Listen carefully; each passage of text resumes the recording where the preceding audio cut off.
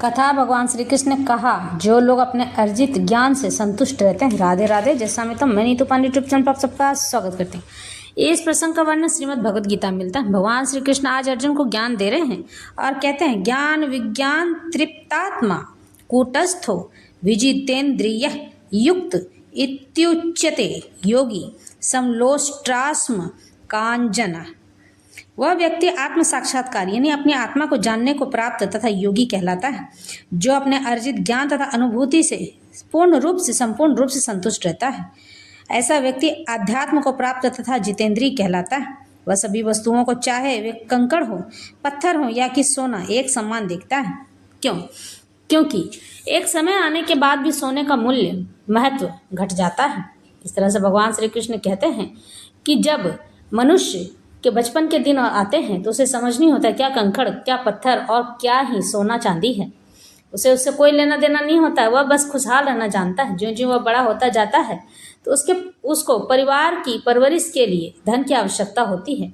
तब वो सोना चांदी, हीरे मोती जवाहरात और जमीन जायदाद का महत्व समझने लगता है। भगवान श्री कृष्ण कहते हैं कि समय आने के बाद जब व्यक्ति के पास बुढ़ापा आता है तो आपने जो धन अर्जित किया है, संपत्ति अर्जित की है, यश कीर्ति वैभव अर्जित किया है, जमीन खरीद के रखा है, वो सब आपके बुढ़ापे में काम नहीं आएगा। वह सब व्यर्थ हो गया। क्यों?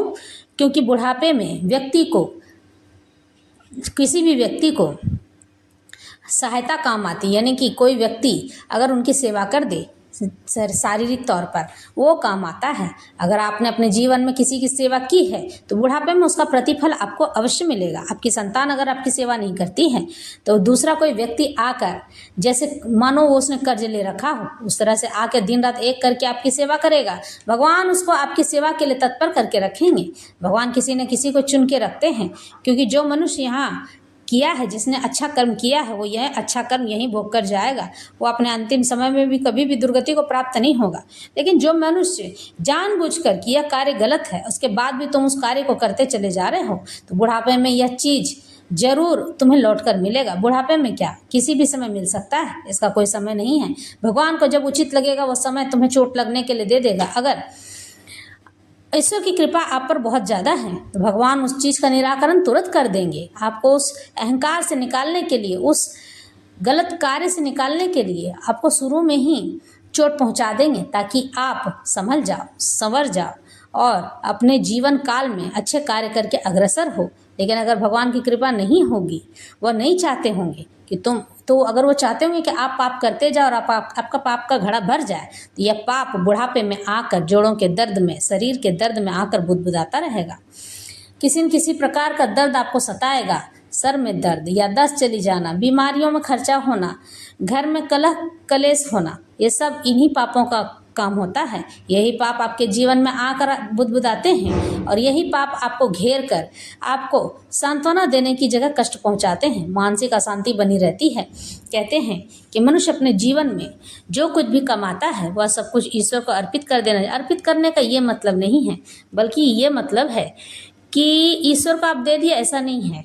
अर्पित करने का मतलब ये होता है कि ईश्वर के पास आप खड़े हो जाइए और उनको मनोभाव से कहिए, मन में, हृदय में बसा कर उन्हें कहिए कि हे ईश्वर, आपने जो धन संपत्ति यश कीर्ति दी है वह सब आपका है। मैंने आपको इसे अर्पित किया। ये केवल मैं इसे भोगने के लिए माध्यम मात्र हूँ। आपके कार्य के लिए ही मैं यह सब कार्य करूँगा या करूँगी। इस तरह से आप भगवान को उस चीज़ को अर्पित और समर्पित कर देते हैं, भगवान का धन्यवाद करते हैं, ताकि भगवान फिर भी जान सके कि मैंने जिसे चुना है वह हमेशा मुझे याद करता है। इस तरह से भगवान आगे कहते हैं अर्जुन को, हे अर्जुन, परम सत्य की अनुभूति के बिना कोरा ज्ञान व्यर्थ होता है। भक्ति रसामृत में सिंधु में कहा गया, अतः श्री कृष्ण नाम आदि न भवेद ग्रह्यमिंद्रिय सेवोन्मुखे हिम जिम्हादो स्वयमेव स्फूर्त्यदः।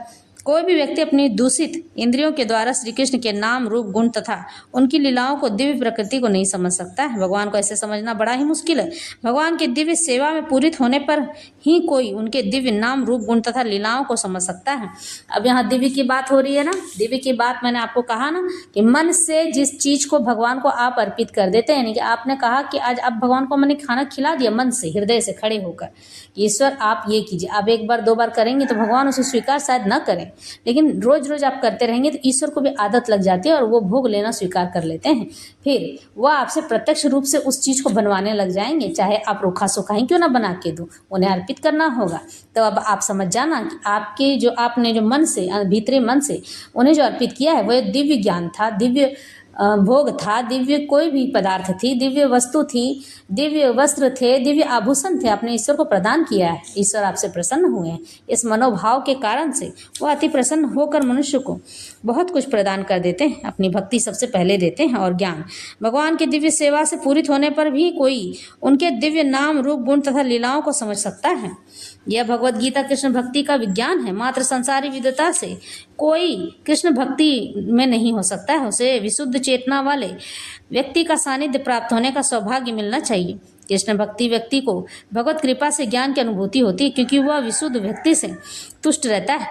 अनुभूत ज्ञान से वह पूर्ण बनता। आध्यात्मिक ज्ञान से मनुष्य अपने संकल्पों में दृढ़ रह सकता है, किंतु मात्र शैक्षिक ज्ञान से वह ब्रह्म विरोधाभासों द्वारा मोहित और भ्रमित होता रहता है। केवल अनुभवी आत्मा ही आत्मसंयमी होता है, क्योंकि वह कृष्ण की शरण में जा चुका होता है। वह दिव्य होता है, क्योंकि उसे संसारी विद्वता से कुछ लेना देना नहीं होता है। उसके लिए संसारी विद्वता तथा मनोधर्म जो अन्यों के लिए स्वर्ण के समान उत्तम होते हैं, कंकड़ों या पत्थरों से अधिक नहीं है। फिर भगवान श्री कृष्ण कहते हैं, सुह्रीम निमीन त्रायुर्दासीन मध्यस्थ द्वेष्य बंधुषु साधु स्वपी च पापेषु समबुद्धिर विर्षीयस्यते। जब मनुष्य निष्कपट हितैषियों, प्रिय मित्रों, तटस्थों यानी अपने सगे संबंधियों, मध्यस्थों यानी कि अपने मित्र आदि, ईर्ष्यालुओं, शत्रुओं तथा मित्रों, पुण्यात्माओं एवं पापियों को समान भाव से देखता है तो वो और भी उन्नत माना जाता है। भगवान श्री कृष्ण कहते हैं, जिस व्यक्ति को ज्ञान प्राप्त हो जाता है वह व्यक्ति कभी भी किसी को भी अलग भाव से नहीं देखता है, सबको समान भाव से देखता है। उसके लिए कोई गरीब नहीं है, कोई अमीर नहीं है, कोई छोटा नहीं है, कोई बड़ा नहीं है, क्योंकि ईश्वर का स्वयं कहना है कि मांगते सभी हैं। कोई मनुष्य मनुष्य से ही मांगता है, जिसे दरिद्र कहते हैं। फिर सामान्य वर्ग के लोग अपने अड़ोसी पड़ोसी से मांगते हैं। फिर जो करोड़पति होता है वो ईश्वर से मांगते हैं। मांगता हर कोई है, मांगने का बस माध्यम अलग अलग है। उसके लिए जो उससे बड़ा पैसे वाला है वह उसका भगवान हो जाता है, और उसके बाद जो मध्यम वर्ग के लोग हैं उसका पड़ोसी ही उसका भगवान के समान है। क्यों? क्योंकि उसने उसकी ज़रूरत में सहायता की है। और करोड़पति वर्ग ये जानता है कि ईश्वर से बड़ा कोई नहीं है और ईश्वर ही सब कुछ होते हैं, क्योंकि जिसके पास धन है उसका सम्मान अवश्य करना चाहिए। क्यों? क्योंकि उसने पुण्य कर्म अर्जित जरूर किए हैं, जिसके कारण से लक्ष्मी उनके यहाँ टिकी हुई है। जहाँ लक्ष्मी का वास होता है, शुद्ध लक्ष्मी का वास होता है, वहाँ नारायण अवश्य ही होते हैं, किसी न किसी रूप में जरूर होते हैं। तो शुद्ध लक्ष्मी का मतलब ये है कि लक्ष्मी 2 तरह की होती है। एक शुद्ध लक्ष्मी यानी जो पुण्य से पैसे कमाए जाते हैं, अच्छे कामों से पैसे कमाए जाते हैं। एक अशुद्ध लक्ष्मी जो कि गलत कार्यों, 2 नंबर के कार्यों, दूसरों को ठग कर, ब्याज खाकर ये सब पैसे कमाए जाते हैं, वह अशुद्ध लक्ष्मी के तौर पर जानी जाती हैं। आप देखना, जब भी आप ब्याज के पैसे इस्तेमाल करोगे आपके घर में कलह बढ़ती चली जाएगी। किसी न किसी बात में तो मैं होती रहेगी। आप कोशिश करेंगे, कुछ दिन शांत हो जाएगा, उसके बाद फिर से होने लगेगा। यह ब्याज के पैसों को खाने के कारण है। लेकिन अगर ब्याज अगर प्यार से दिया गया है तो उसे लेने में कोई हर्ज नहीं है। लेकिन अगर ब्याज जबरदस्ती किसी से लिया गया है, उसे तोड़ कर मरोड़ कर थप्पड़ मार कर लिया गया, रुला कर लिया गया है, तो वो पैसा कभी आपको फलेगा नहीं। इसलिए कहते हैं ना कि किसी भी कार्य को अगर ठगते भी हो तो इस प्रकार से ठगो कि सामने वाले को परेशानी ना हो, वो रो ना सके, उसे दुख ना हो, बिना दुख पहुंचाए अगर आपने ये कार्य किया है तो उसमें कोई बुराई नहीं है। कारण व्यापार करने वाला व्यक्ति अगर सामने वाले से झूठ नहीं बोलेगा तो वह कमाएगा कैसे और खाएगा कैसे? यह बात भी भगवत गीता में लिखी है। भगवान श्री कृष्ण इसी बात को समझाते हैं। जीवन में सच और झूठ सब मेरे ही कारण होते हैं। सबका कारण मैं ही हूँ, सबको मैं ही बनाता और बिगाड़ता हूँ, सब मेरे ही कारण से होता है।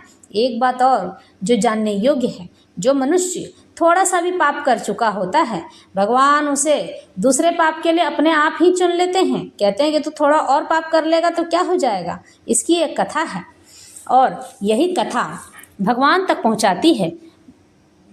ये कथा श्री रामचंद्र से जुड़ी है। श्री रामचंद्र जी की माता केकेयी जो थी, उन्होंने श्री रामचंद्र जी को 14 वर्ष का वनवास दिया था, लेकिन पिछले जन्म में वह कलंकिनी थी जो कि अपने पति को खाना नहीं देती थी। ये वीडियो मेरे लिंक पर मिल जाएगी, आप इसे देख सकते हैं, किंतु मैं इसे थोड़ा सा बता देती हूँ।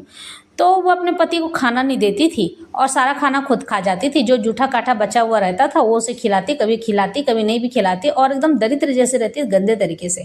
चूल्हा कभी लिपना नहीं, पहले मिट्टी के चूल्हों में खाना बनता था, चूल्हा कभी लिपा नहीं जाता था और कभी भी उसे स्वच्छ नहीं रखा जाता था, घर गंदगी से भरा होता था। इस तरह से वह और हमेशा कचर कचर करते रहती थी। उसका पति जब भी आता उसे मारती पीटती या गाली देते रहती थी। इस तरह से वह कलहा उसका नाम पड़ गया और उसके बाद उसका पति बहुत परेशान हो गया, उसे छोड़ दिया और दूसरी शादी कर लिया ताकि वह उससे निजात पा सके, यानी उससे दूर रह सके। तो वह उसके पास चारा नहीं रहा, खाना बनाएगी कैसे, क्योंकि कमाने वाला तो उसका पति ही था, देने वाला भी उसका पति ही था। उसका पति देना बंद कर दिया, वो उससे दूर जाकर रहने लगा। अब वह स्त्री दिन दिन भूखे रहने लगी, उसके पास धन अन्न की कमी हो गई, समाप्त हो गया सब कुछ, और वो बहुत दिन तक भूखे रही। भूखों से तड़प होकर तड़पते तड़पते वह मर गई भूख से। अब मरने के बाद वह जब यमराज के यहाँ पहुंची तो वो पिशाच बन गई। उसे रेगिस्तान में जाकर छोड़ दिया गया, उसके सूक्ष्म शरीर को। पिशाच बनने के बाद वो कई समय तक, बहुत वर्षों तक पिशाच बनी रही। उसके बाद फिर वो किसी प्रकार से हवा के झोंकों से एक जंगल में आ पहुंची। उस जंगल में एक ब्राह्मण तुलसी दल लेकर पानी भरकर जा रहे थे और वहीं कलहा बैठे हुए रो रही थी। बहुत समय से भूखी और प्यासी थी, उसे भूख लगती थी, प्यास लगती थी। पिशाच को लगती है, हमारे सूक्ष्म शरीर को भूख और प्यास लगती है। यही सूक्ष्म शरीर हमारे पाप और पुण्यों का भोगी होता है। यही सूक्ष्म शरीर पिशाच बनता है, भूत बनता है, प्रेत बनता है, जिन्न बनता है, और आत्मा हमारे नाभि में होती है, जो कि हमारी आत्मा ईश्वर में पुनः वापस विलीन हो जाती है। सूक्ष्म शरीर को ही मुक्ति पाने के लिए, मोक्ष पाने के लिए भगवान की आराधना करनी होती है, भगवान नारायण की आराधना करनी होती है। लेकिन उसके मुख से कभी नारायण नाम निकले तब ना।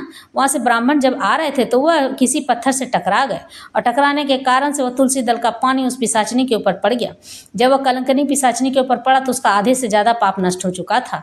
और इस तरह से उसने ब्राह्मण देव से बात करने की कोशिश की तो वो बात करने लगी। तो ब्राह्मण देव ने कहा ऐसा क्यों हुआ, तो उसने सारी कथा और व्यथा उसे सुना दी। उसके बाद फिर क्या था, वह कलंकिनी जो स्त्री थी उसके सारे पाप धोने के लिए उन्होंने अपने कार्तिक महीने के 1 महीने का में से आधे महीने का उसे पुण्य दान कर दिया। तो वह कलंकिनी से पूर्ण रूप से स्त्री बन गई और नया जन्म लेने के लिए तत्पर हुई। और वह ब्राह्मण राजा दशरथ हुए, श्री राम के पिताश्री राजा मनु ही उस ब्राह्मण के रूप में जन्मे थे और राजा मनु ही दशरथ थे। उसके बाद वह कलंकनी केकई के रूप में हुई। केकई चूंकि सभी चीज़ों में पारंगत थी, युद्ध लड़ने में, राज्य चलाने में और राज्य के सारे नियम और कानून का अनुशासन करने में, राज्य में महल में कौन सी क्या चीज़ होगी वह सब देखा करती थी और उसके हाथ में सारी बागडोर थी। राजा दशरथ उनसे प्रेम भी बहुत करते थे। इसी कारण से कलंकनी पहले से कलंकित थी। इस कारण से केकई को चुना गया था कि वह थोड़ा सा और दोष ले लेगी तो कोई बात नहीं होगा। इसलिए भगवान श्री रामचंद्र जी को 14 वर्ष का वनवास के लिए पर ब्रह्म परमात्मा ने स्वयं ही उन्हें चुना था कि वह 14 वर्ष का वनवास श्री रामचंद्र जी को वही स्वयं अपने मुख से देगी, जो कि उन्हीं के पुण्य से वह केकई बनी थी और भगवान श्री रामचंद्र जी का लालन पालन करने में सक्षम हुई थी। इस तरह से भगवान जो हैं हमारे लिए बहुत कुछ करते हैं। ये तो राम कथा थी और यह भगवत कथा भी श्री राम की कथा से ही सारे कथाएं जुड़े रहती हैं। श्री रामचंद्र जी ही श्री कृष्ण हैं और श्री कृष्ण अपनी लीला दिखाने में कोई कार्य नहीं छोड़ते हैं। यहाँ चल रहा था सत्यभामा का इंद्रलोक से पारिजात वृक्ष लाने के लिए भगवान श्री कृष्ण तत्पर होते हैं। वह सम्पायन जी ने कहा, राजन तदंतर मुनिवर नारद ने रमणी द्वारकापुरी में जाकर पुरुष प्रवर भगवान नारायण का दर्शन किया। संपूर्ण तेजों से देदीप्यमान भगवान श्री कृष्ण सत्यभामा के साथ भवन में बैठे हुए पारिजात वृक्ष के विषय में चिंतन कर रहे थे। वे सत्यभामा को सांत्वना दे रहे थे। नारद जी को आता देख श्री कृष्ण ने उनका यथोचित सत्कार, उन्हें आसन प्रदान किया। अलकाल विश्राम करने के उपरांत भगवान श्री कृष्ण ने हंसकर पारिजात वृक्ष के विषय में समाचार पूछा। जन्मे जाए। तब नारद जी ने सारा समाचार उन्हें विस्तार पूर्वक बतला दिया। अपने छोटे भाई के प्रति इंद्र द्वारा कही हुई सारी बातें बता दी। यह सुनकर श्री कृष्ण ने नारद जी से कहा, हे मुनीश्वर, कल मैं अमरावतीपुरी की यात्रा करूंगा। यह कहकर श्री कृष्ण नारद जी को अपने साथ समुद्र तट पर ले गए और वहां एकांत में उनसे कहा, हे मुनिश्रेष्ठ, आप ही जाकर इंद्र को मेरा प्रणाम कर उन्हें यह संदेश दे, अदिति पुत्र इंद्र, आप युद्ध में मेरे सामने ठहर नहीं पाएंगे और इस पारिजात वृक्ष को वहां से लाने का मैं दृढ़ निश्चय कर चुका हूँ। श्री कृष्ण के वचन सुनकर नारद जी ने पुनः स्वर्गलोक में जाकर श्री कृष्ण का संदेश सुना दिया। राजन, तब इंद्र ने श्री कृष्ण द्वारा कही गई बातें गुरु बृहस्पति जी से यूं कह दी। तब बृहस्पति ने इंद्र से कहा, अहो सत्कृतो, तुम्हें धिक्कार है। मेरे ब्रह्मलोक चले जाने पर तुमने धिक्कार के योग्य दुर्नीति युक्त कार्य का आरंभ कैसे कर दिया? तुम्हारे इस व्यवहार के कारण यहाँ भयंकर भेद कलह का अवसर उपस्थित हो गया है। इंद्र, तुमने मुझे अवगत कराए बिना यह दुष्कृत्य क्यों और किस कारण से किया है? यह सुनकर इंद्र ने कहा, गुरुवर, अब ऐसी परिस्थिति उत्पन्न होने पर मुझे क्या करना चाहिए? आप ही मुझे मार्ग दिखाएं। तब भूत भविष्य के गाता गुरुदेव बृहस्पति ने विचार कर इंद्र से कहा, देवेंद्र, अब तुम अपने पुत्र जयंत के साथ युद्ध भूमि में उपस्थित होकर श्री कृष्ण के साथ युद्ध कर उन पर विजय प्राप्त करने का प्रयत्न करो। तब तक मैं कोई न्यायोचित परिणाम निकालने की कोशिश करूंगा। तदुपरांत गुरु बृहस्पति ने क्षीर सागर के तट पर पहुंचकर कश्यप मुनि को सारे प्रसंग से अवगत कराया। यह सुनकर कश्यप मुनि ने क्रोधित होकर कहा, गुरुवर, यह युद्ध होकर ही रहेगा, इसमें कोई संदेह नहीं है, परंतु होनी को कोई नहीं टाल सकता है। यह दारुक दोष इंद्र को प्राप्त होना था, सो हो गया। तपोधन, इसलिए अब मैं अदिति के साथ इस युद्ध अवसर पर मध्यस्थ होकर जाऊंगा। यदि दैव अनुकूल रहा तो इंद्र और श्री कृष्ण को युद्ध करने से रोकूंगा। यह सुनकर देवगुरु बृहस्पति ने तपोधन समयानुसार आपका उस युद्ध भूमि में उपस्थित होना अनिवार्य है, ऐसा ही होगा कहकर कश्यप मुनि बृहस्पति देव को विदा कर भूत गणों के स्वामी रुद्रदेव का पूजन करने के लिए चले गए। अदिति के साथ कश्यप मुनि ने वर प्राप्ति की इच्छा धारण कर सौम्य रूपधारी परमात्मा वृषध्वज शिव की पूजा की। उस समय मरीचि नंदन कश्यप ने स्तुति करने योग्य जगतगुरु भगवान शंकर का वेदोक्त मंत्रों तथा स्वरचित स्रोतों द्वारा स्तवन किया। कश्यप जी कहने लगे, त्रिलोकी नाथ त्रिकालदर्शी महादेव और उमा से अलग कुछ भी नहीं है, वे ही सर्वेश्वर शिव मेरी रक्षा करते हैं। हे प्रभु, मुझे आपके दर्शन की अभिलाषा है, आप अपना दर्शन देकर मेरा उद्धार करें। कश्यप जी के इस प्रकार उनकी आराधना और स्तुति से प्रसन्न वृषभध्वज भगवान शिव ने उन्हें साक्षात दर्शन दिए और प्रसन्न होकर कहने लगे, हे प्रजापते, तुम जिस कार्यवश मेरी स्तुति कर रहे हो वह मुझे ज्ञात है। इंद्र और उपेंद्र दोनों ही अपनी स्वाभाविक अवस्था को प्राप्त कर लेंगे, परंतु कृष्ण पारिजात को अवश्य ही ले जाएंगे। कश्यप पूर्व काल में इंद्र ने देव शर्मा की पत्नी रुचि को प्राप्त करने की विलासा की थी। देव शर्मा द्वारा चिंतन किया अनिष्ट ही इंद्र की वर्तमान पराजय का कारण है। धर्मज्ञ, तुम दक्ष कन्या अदिति के साथ वहां इंद्र भवन में जाओ, तुम्हारे दोनों पुत्रों का अवश्य ही कल्याण होगा। इस प्रकार भगवान शंकर के वचन सुनकर मरीचि पुत्र कश्यप प्रसन्न होते हुए भगवान शिव को प्रणाम कर स्वर्गलोक को चले गए। इस तरह से यह कथा आज की संपन्न होती है। अगला भाग मैं आपको सुनाऊंगी, किंतु जीवन में ईश्वर हमसे जो करवाना चाहते हैं करवा ही लेते हैं। आप और हम कुछ नहीं कर सकते हैं। इसे कहते हैं नियति। नियति में जो लिखा है वह होकर ही रहेगा। मैं और आप बदल नहीं सकते हैं। नियति हमारे लिए पहले से तय की जा चुकी होती है, क्योंकि हम आने से पहले अपने कर्म बंधन को प्रारब्ध के रूप में बदल चुके होते हैं। पिछले जन्म में जो हम कर्म किए रहते हैं, अगर वह हम उस जन्म में न भोग पाते हैं या उसका हम प्रायश्चित नहीं करते हैं तो अगला जन्म लेकर मनुष्य को वह प्रारब्ध भोगना होता है। यह केवल मनुष्यों के लिए नहीं होता है, जीव जंतुओं के लिए भी होता है। जीव जंतु भी प्रारब्ध भोगते हैं, ऐसा निश्चित तौर पर होता है। और ऐसा भगवान कहते हैं कि जो व्यक्ति अपने प्रारब्ध को भोगते रहता है और फिर भी वह सुधरता नहीं है तो उसका कुछ नहीं हो सकता है, वह दुर्गति को प्राप्त होता है। क्योंकि यह पृथ्वी लोक के बाद, मनुष्य जीवन के बाद एक लोक और होता है जिसे भूत या पिशाच लोग कहते हैं। इस लोक में जाने के बाद न भोजन मिलता, न अन्न मिलता, न खाना मिलता, कुछ नहीं मिलता, केवल तकलीफ मिलती है, निद्रा भी नहीं मिलती है। वह दिन रात मनुष्य को परेशान करने में लगा रहता है ताकि किसी प्रकार से किसी के शरीर में प्रवेश कर जाऊं और प्रवेश करके मैं अपना भोजन, भूख, अपनी काम आसक्ति, काम वासना मिटा सकूं। और वह इस तरह से उसके साथ प्रहार करता है, घर में झगड़ा लड़ाई भी करता है, जबरदस्ती क्यों? क्योंकि पिशाचों को, भूतों को कभी भी किसी भी प्रकार से टोकना अच्छा नहीं लगता है, और वह जिसके शरीर में रहेगा उसे टोकते ही साथ उसे इतना बुरा लगेगा कि वह जैसे मान लो सामने वाले को मारकर खा जाएगा, दिन रात लड़ाई करते रहेगा, झगड़ा होते रहेगा। यह सब भी होता रहता है और यही सच है। ये हमारे जीवन को बदलने का श्रेय हम किसी और को नहीं दे सकते हैं। मनुष्य को इसके लिए प्रयत्न स्वयं ही करना चाहिए। ईश्वर कहाँ मिलेंगे, कैसे मिलेंगे, ये मार्ग बता तो मैं सकती हूँ, किंतु इस पर चलना उसे ही पड़ेगा जिन्हें ईश्वर से मिलने की इच्छा है। जब किसी मनुष्य को दिव्य दृष्टि प्राप्त होती है तो ईश्वर पूछते हैं, तुम इस दिव्य दृष्टि का क्या करोगे?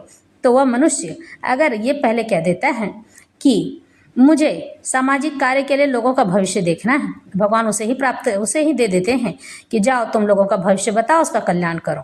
और फिर अगर कोई व्यक्ति जो भगवान का भक्त होता है तो भगवान कहते हैं दिव्य दृष्टि मिलेगी, तुम्हें क्या चाहिए? तो वो अगर ये कह देता है कि मुझे ईश्वर चाहिए, तो ईश्वर उससे अथाह प्रेम करने लग जाते हैं। क्यों? क्योंकि दिव्य दृष्टि कोई मामूली चीज़ नहीं होती है, बहुत मूल्यवान होती है, और इस मूल्यवान वस्तु को संभाल कर रखना हर किसी के बस की बात नहीं होती है। जो लोग ईश्वर को देखने से पहले समाज कल्याण के लिए ही कार्य करने के लिए अपनी स्वेच्छा से अपने यश कीर्ति के लिए उसे धारण कर लेते हैं, वह लोग अपने यश कीर्ति को धारण तो कर सकते हैं किंतु परमात्मा से मिल नहीं सकते हैं। दिव्य दृष्टि का अर्थ यही है। जो लोग ध्यान साधना करते हैं उन्हें मैं प्रत्यक्ष रूप से आज बता दूं कि जिस समय आपकी दिव्य दृष्टि खुलने लगी तो आप बार बार ईश्वर से जरूर कहना, मुखवाणी आपकी वाक सिद्धि होने लगी तो बार बार जरूर कहना, हे परमात्मा, यह वाक सिद्धि मुझे आपकी प्रशंसा करने के लिए चाहिए और किसी गुण के लिए नहीं चाहिए। यह दिव्य दृष्टि मुझे आपको देखने के लिए चाहिए, आपका अनुसरण करने के लिए चाहिए, मैं आपको देख सकूं, मैं आपका स्तवन पूजन कर सकूं, मन में हृदय में आपको बसा सकूं, इसलिए मुझे यह दिव्य दृष्टि चाहिए। और भगवान का बार बार धन्यवाद करते रहिए। इस तरह से मनुष्य अपने जीवन को सफल बना सकता है। क्यों?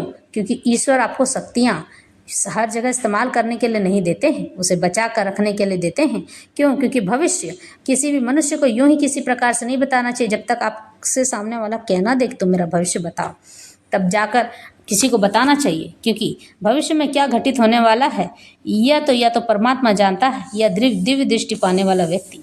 अगर वो जान भी जाता है तो उसे बार बार भविष्य नहीं बताना चाहिए। बिना बताए अगर भविष्य बता दिया जाए तो जिसे दिव्य दृष्टि प्राप्त है उसके लिए भी तांडव हो जाएगा। क्यों? क्योंकि ईश्वर नाराज होते हैं। भविष्य सबको बताना अनिवार्य नहीं होता है, और भविष्य जानकर कर क्या लोगे? नियति में जो लिखा है वो तो होकर ही रहेगा, आज या कल उसे पूर्ण होना ही है। तंत्र करके रोका जा सकता है, मंत्र पढ़ के सब कुछ पाया जा सकता है। इसलिए ईश्वर की आराधना करनी चाहिए, तंत्र क्रिया या टोटके से दूर रहना चाहिए। आज की कथा और व्यथा संपन्न करते हैं और यह ज्ञान भी आशा है अच्छी लगी होगी। फिर मिलेंगे। राधे राधे।